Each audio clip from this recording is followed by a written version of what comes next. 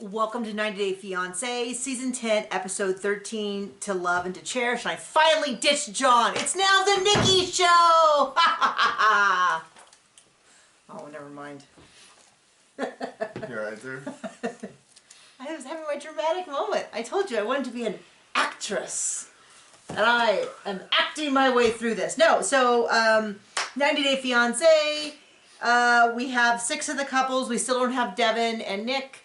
Let's start with the hot mess.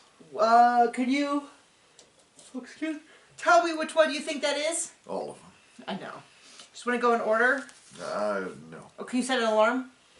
I totally forgot. I've ruined it myself already by making this more difficult for myself. So I'll just start with Sick and Nofi. Rob and Sophie. What? Oh, they're fun this episode, aren't they? So here's the deal. A lot of yelling. He's mad. She's mad. I don't like her Rob. Her mom's a jerk. It seems like he's sleeping around, but her mom made me actually siding with him because she came in absolutely calling him names. The first chance she could find something he said to be offended by, she did, and then she went all in. Not a moment, there's not a moment of genuine, I don't buy her for a second. It's not surprised me that she is alone. She seems like a hot mess. So it's kind of like, I get it. I get his frustration. But at least, like, Sophie wasn't like, well, let's just ignore him and talk over him because he's... Well, it's like the gang up, they're both yelling at him, and then he goes outside where he's talking to the camera, and then her and her mom leave. So it's kind of like, in that particular exchange, not impressed with Sophie, definitely don't like her mom. And I don't think, the thing is, I don't think Rob's this great guy. Like, I'm not here going like, oh man, you know, he's such a stand-up guy. I wouldn't want to live someplace without a bathroom either, but it definitely is hugely, like, eye-rolly when she's like, well, we should just get a place on the beach. And I'm like, he doesn't have a bathroom. Do you know how many steps up there are between where he is now and the beach? And I don't know his deal. Maybe he's not even looking for a job. But I'll tell you what, is that jobs do not go, you can't just go to the place and pick out a new job. Like, if I could just pick out a $200,000 job, I would. I think most people would. But guess what? It's hard even with people who've gone to college and have good degrees and all of that. So, not super impressed with her or anyone this whole episode. So then up is Ashley and Manuel. So they're still with her friend, with Are his they friend. though? No, they leave him in the restaurant and well, they no. bang in the bathroom. Spoiler alert. I don't even really understand. She has big, like, I'm going to talk to you like my child energy. Not crazy about it if I was in the receiving end. There's a lot of this disagreement over money, which I've said before, like, there's some things that I don't necessarily know if it's right or wrong. It's like, if one of them wants a kid and one of them doesn't, neither one of them should have to compromise that to be in a relationship, but they shouldn't be together. Right. He has financial commitments at home. She wants to spend her money the way she wants to spend it. I can't disagree with either one of them, but they shouldn't be together. And I don't know why this wasn't discussed ahead of time. When she says stuff like, I brought him, I had to buy him food, I had to buy him clothing, I get that. I don't disagree with her. But when he says, I have family commitments at home, I don't want to waste money on dumb stuff, I also can, it's not his money, but I can kind of get his point. They just don't seem compatible. It's just one of those things where if somebody, before John, I dated quite a bit, wide variety. And if someone was just like, I did date a guy in college who said he never wanted a house, he never wanted a yard, he only ever wanted to like live in an apartment building, apartment life for him was it for him. And I was like, that isn't, you know, and of course we weren't that into each other, but I just remember being like, wow. I was starting to realize like that not everybody's dream environment was the same. He lived in Bakersfield. Bakersfield. Which is like, it's different because if you told me he was... The metropolis of Bakersfield. Well, it's one of those things where if somebody said... capital of California. If somebody said to me, I'm from New York and my dream is to live in a high-rise apartment, I'd go, oh, that's not it for me, but I get where you get there. Someone who's from Bakersfield and is planning on going back there, I go, apartment living? Are there even... I don't even know. I'm sorry, if you're from Bakersfield, I only have We've only driven through. No, I've been there. I went and visited his mother, who had clinical OCD. And I remember we got up really early and we drove there. And I think we just spent like half a day and then drove on to an archery tournament we were both going to. And so we crashed on the couch and we were napping. And his mom mopped the floor and like swept it up about every 35 minutes. She'd come through and she'd do up the floors. And I remember him telling me like, yeah, this is what she does. She just cleans all day, and it wasn't super healthy. But obviously the way that I kept my apartment, especially in college, was not terribly impressive to him with 2 Great Danes in a small apartment. So anyway, they're having this fight. They're in different places. I just kind of go, I don't want to pick sides. You guys just need to stop dating. This is such a bad idea. They're not even to the wedding, and they have not gone. But it's okay. She has faith. It'll all work out. Unlike Jasmine and Gino, which is like, we're gonna get to them soon. I just am not buying. There's something inauthentic about them. These 2 people, I do believe, are every single second are fighting. So she's gonna take the friend back to the airport, and she's like, "You're gonna come with me." And I was like, "Ugh, I wouldn't like it." And by the way, I don't know. Can you understand her Spanish? How much of her Spanish do you know? I haven't been listening because I. Oh. John knows a little bit of Spanish because we used to work with some people from Peru, which is not... I know Peruvian slang. Yeah, we know like Peruvian slang, but they don't even speak the same language really as Mexicans do. Yeah, they do. But I mean, like, their slang is really different. Yes. And they would struggle with, sometimes when they would play with them, because in the community we were in, they had a lot of Peruvian workers, but they also had a lot of Mexican workers, just like we get together and play soccer. And even they would have some communication, like, what does that mean? Because they used a lot of slang that did not translate well. But my point is, somebody said online that that her Spanish is like Peggy Hill Spanish. So I was going to ask you if you knew that. Yours is also probably Peggy Hill Spanish. Probably. If you are even that good. If you don't know Peggy Hill, it's from King of the Hill. It's a cartoon I don't enjoy that. Mostly. Okay. Anyway, it's a cartoon that used to. It was a spin-off. Do you know what show it was a spin-off of? Probably another one. TP for my. Yeah. It's a spin-off of Beavis and Butthead, which was. Was it really? Yeah, it was. He was the original Hank Hill was in that. More cappuccino for my bunghole. So anyway. So they're fighting out in the parking lot. The friend's like, go, make up with her. He kisses her twice. He's like, adjusts her thing, and he's like, okay.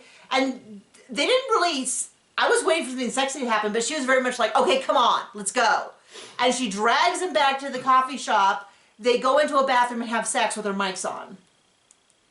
And I said this before, 2 things I don't want to combine are public restrooms and sex. Of any kind.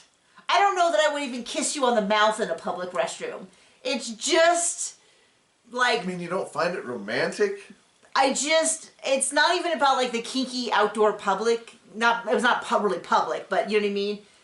It's a bathroom. Like, that's the part. So they go to an all-gender bathroom. They have sex. The friend's just like waiting like, okay, this is kind of embarrassing.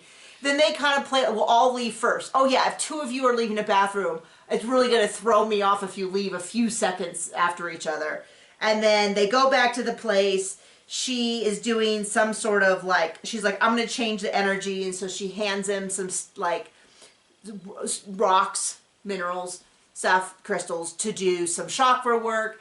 I'm not familiar with this form of like religion or practice or however you want to say it, but does he need to buy into it for it to be effective in their belief system?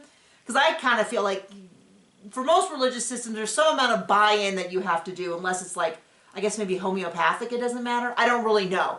I just kind of thought, like, as he's sitting there rolling his eyes, I'm like, I don't know if this is real effective if you're not explaining to him what's happening. And because he's like, is someone dead? What's with all the candles? He's like doing a one-man stand-up act. And then she's going to surprise him with a sexy dance. So I guess it's her sister and her friend. They go over there. They dance for like half a second. They sit down.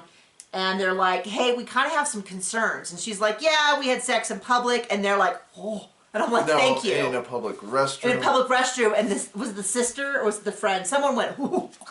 And she's like, well, I'm not ashamed. And I'm like, that's great. It's you have to understand, it's not that like, if you had gone into like a back room and locked the door and done it, as long as it was away from like any food that the public might eat, like if that's the least you, like I don't need to be part of your sex act on accident by having like you sit on the cup that I was going to drink from later on. Like I don't need that.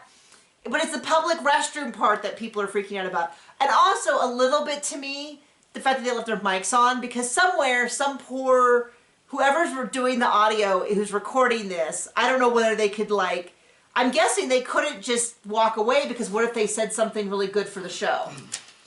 I'm just saying, a lot of people were dragged into this that didn't need to be involved. All of that, and so the sisters are like, we just are concerned. And she's like, it'll get better once we're married. And we're like, oh yes, because that's how things always work. Starts awful, but it totally gets better. Yeah, once you have the lifelong commitment and you're totally, you know, it gets better. So then we go to Moldova. Nikki and Igor, or Justin as she calls him, are still fighting. And so she says she's broken a nail. She goes to I'm guessing they just want an excuse for her to have someone to talk to. And talk to is a little bit of I would say talk at. She's like, oh, do you speak English? And then she's like, oh, so the man in Moldova, you know, they're really manly. I got to break him underneath me. You know, he only wants to have sex once a week. Is that normal? And the girl's like, no, not really. You know, she's like, we used to have it 2 or 3 times a day, which... Recently, I didn't tell you about this article that's trending. You always look at me so oddly when I don't tell you. I never know what's coming. Larissa Pippen? I think it's who it is. She's on one of the Real Housewives. Miami, maybe? Anyway, she came up with this article where she was bragging about her and her new husband have sex 5 times a day. Every evening. And I was like, why not 100? Why not 1,000? Like... That does not 5 times a day, because the math on that says either you are spending a full-time job every week having sex. Well, not everybody can do it right, I guess. Or you're doing it for like 10 minutes at a time. Like either it's an hour each visit. Either way, it sounds very painful and chafing and like, I don't know. It's just one of those things where you just go, when people are like, we used to do it 2 or 3 times a day, I just go, don't you get dehydrated? Don't you have hobbies? I'm sorry. We don't talk about our sex life, but maybe I'm giving away too much here. We do not have sex 3 times a day, every day, for what are we on, like 15 years, 14 years? 20. Feels like a billion. No, but it just seems one of those things where, it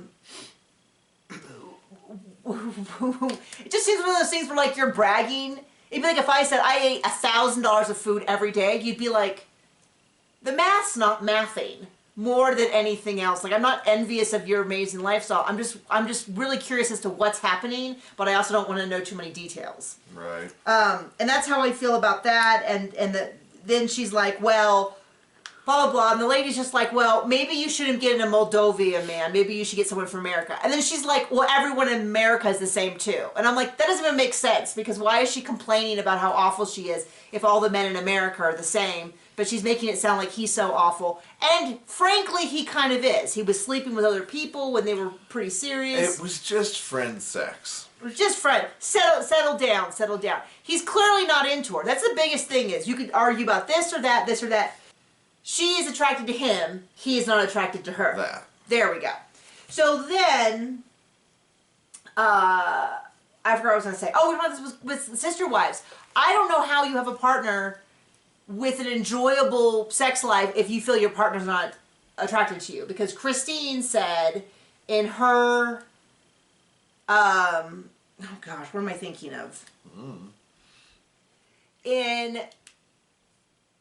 I'm sorry, I totally lost my train of thought when I said that backwards and I got so confused. Okay. When Christine was saying that Cody wasn't attracted to her, and he was always saying, now of course I think he actually was more attracted to her than he let on. Yeah. But he used every opportunity he could. Well, it's not known that he's a liar or anything. He was saying how he found her so unattractive when he was doing nachos, and the bit about the overweight and the those lines you get from being pregnant. Stretch marks. Oh my gosh, Words is hard. My brain has completely left the conversation.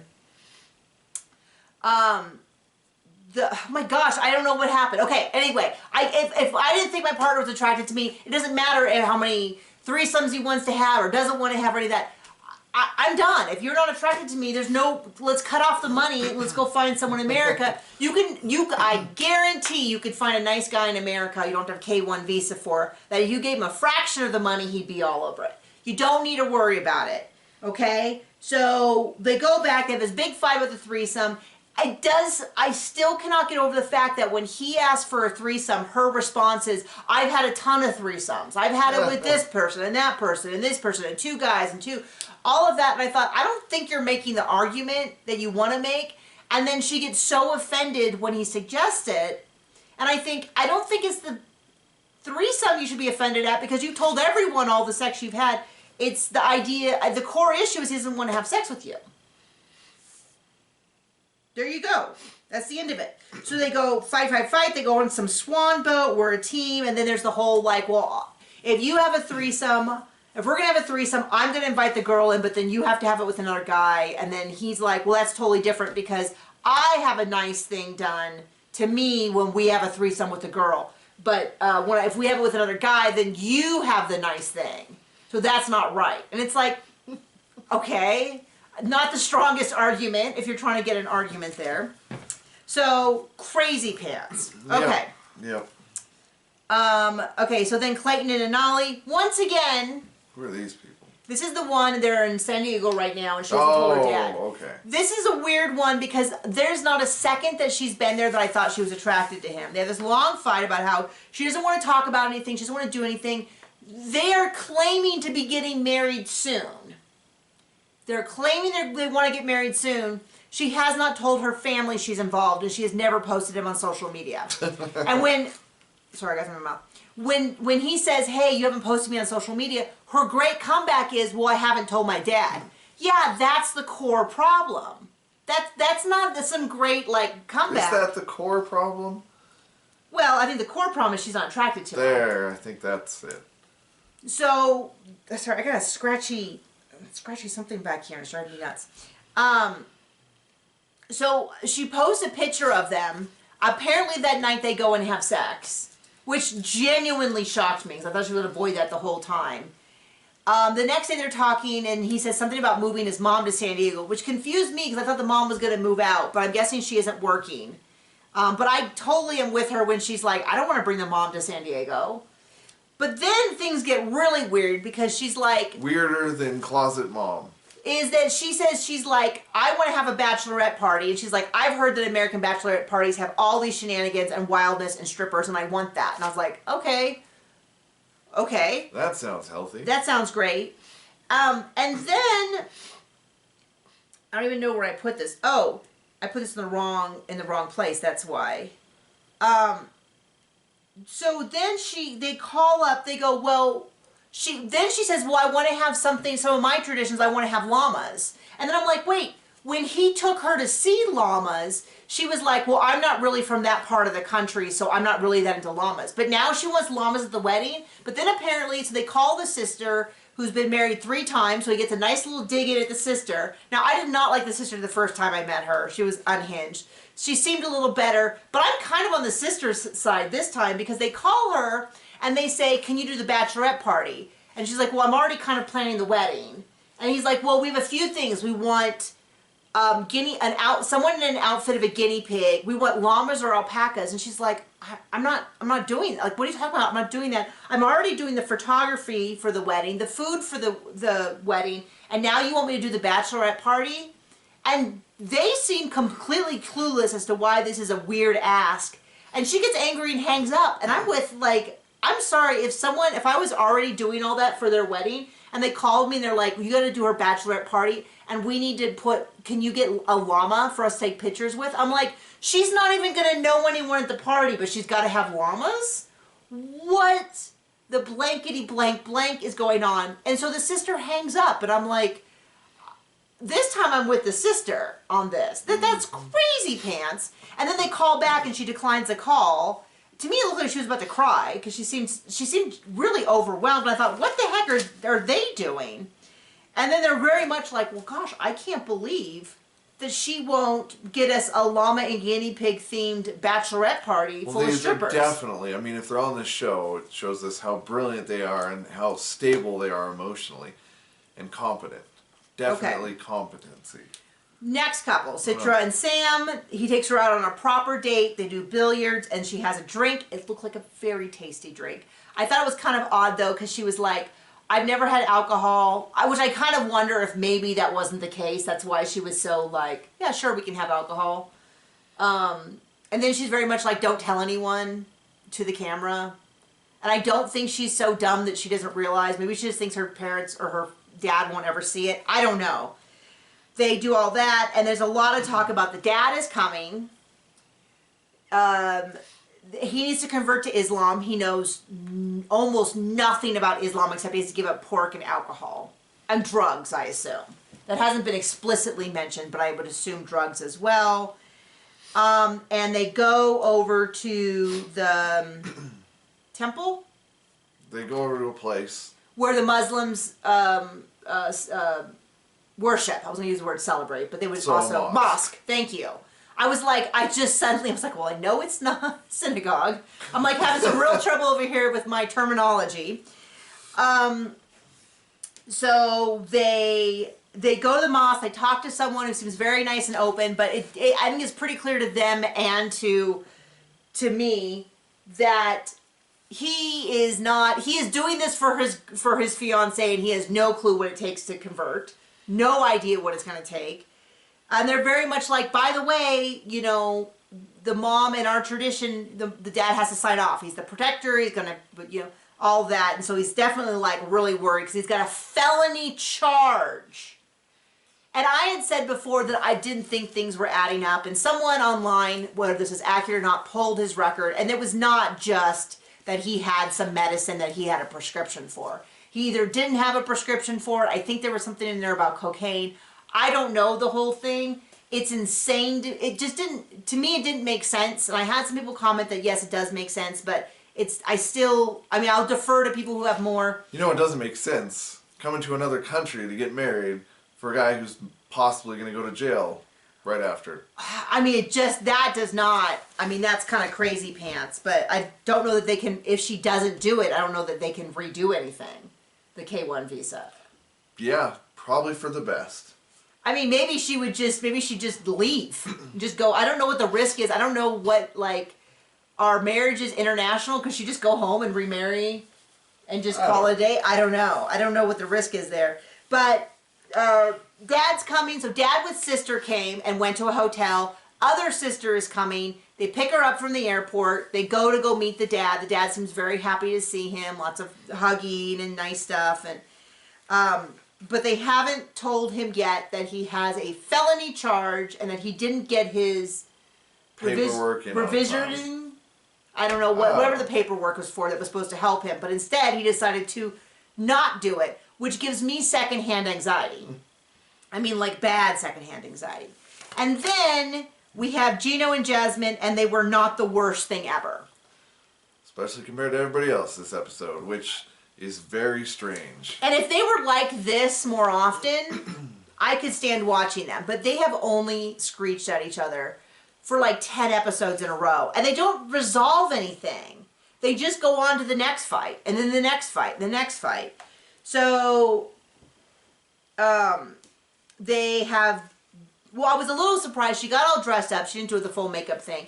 To go downstairs where he did like flowers, and I expected her to scream about how it wasn't a fancy restaurant. Frankly, I was a little surprised it wasn't a fancy restaurant because he can make her dinner at home. That's kind of what I felt like. Like, you're in Miami, let's go get some food not cooked by. I don't know, but they seemed really happy. They have this lovey-dovey thing. In the preview, they really did him wrong because in the preview they said.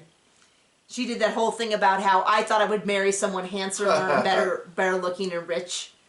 And we joked because I said, I also wish I'd married someone richer. And you're like, I also wish you had married someone richer. Like we could have, anyway. But, and it made it look like she made him cry, but in the actual episode, it was minimally sweet.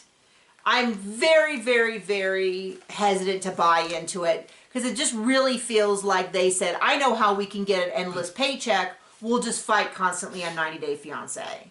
And it's like half real, half it's worked so taken far. to the next level. Has worked so far. And I bet you it'll work for another 3 or 4 seasons somewhere. So she does this whole thing about how she's so thankful for him. He's so amazing. She wants his family at the wedding. She's such a bitch. She's going to be nicer. And he's like, yeah, you can be a bitch, and crying and all that. And she doesn't get upset with anything he says, which is super suspect. And then he gives her a new ring, and then they're crying, and it's supposed to be a real nice moment. But it's a real diamond, so she's happy this time. So I can't tell. That was all the preview for next week's episode. They show so much of the preview, I can't even remember. But she tells him... back to normal next week. She tells him about the fact that Dan, or Dane, I don't know why she uses them interchangeably. I mean, clearly it's a nickname. That she borrowed money from him, and then he was like, hey, we're banging so much, you can just keep the money. That's my interpretation. But he was like... And then Gino was like, why are you taking money from Dan? She's like, because he's my friend. And then she brings up the ex-girlfriend who ruined her life and blackmailed her. And I don't know, this story, if I hadn't seen... Sounds sus. Coming from Jasmine specifically, it's pretty bizarre because she also has an OnlyFans. So I don't know how they can blackmail her when she already has... I don't understand. Like, I'm not saying that people who have OnlyFans don't have rights. It's just... A lot of that stuff is not really adding up. It's just we think she's a liar. I think Jasmine specifically, a lot of this story is not adding up. And it seems to slowly shift over time. Yep. It doesn't make a lot of sense. Nope. A lot of her stories. But we'll see it next week. Maybe it'll make sense. And then she screams about how she should have had sex with Dane the night before she left. And you go, so clearly she has some sort of sexual relationship with him of some kind at some point. Or promised, or something. I don't know. I'm just saying, nothing's adding up. I don't buy it. That's the episode. My plan is that next week we'll be doing these, we'll be posting these on Monday because we won't have any more Sister Wives. And we'll get part of our day back. So anyway, thank you for joining us. Bye.